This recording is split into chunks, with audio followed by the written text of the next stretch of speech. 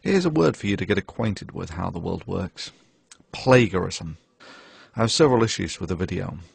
There is, of course, the amusing irony that How the World Works plagiarized video about the invalidity of what he cites as my ad hominem attacks would be ad hominem attacks by his own definition. You're half a step away from calling him Four Eyes or telling him that your dad can beat up his dad. But more than that, when in the very clip that he shows to compare my video to How the World Works, recently How the World Works added a playlist entitled My Annihilation of Thunderfoot.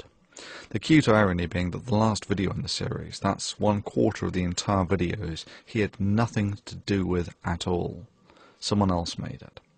He has since retitled it, The Video That Thunderfoot Does Not Want You to See. Here's a word for you to get acquainted with how the world works. Plagiarism.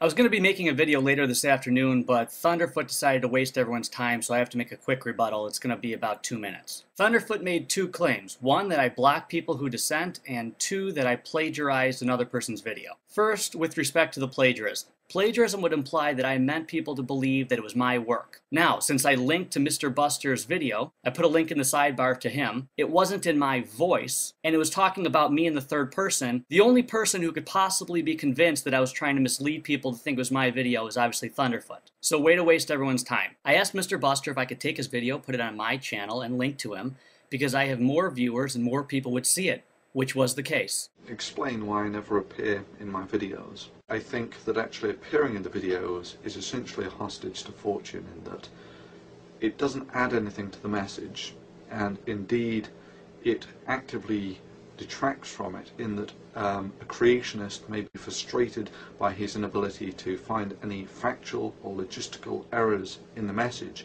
can easily attack the physical appearance of the presenter. You know, it's this simple ad hominem attack, you know, you're too ugly to present a reasonable argument or something. Or maybe calling him something like, The captain stares a lot, or, if Mr. I like staring thinks the second antisocial vermin such. But honestly, that's beside the point. My point is simple. Take your own advice.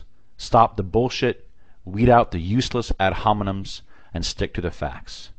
Doing what you're doing now makes it look like you're Frustrated by his inability to find any factual or logistical errors in the message.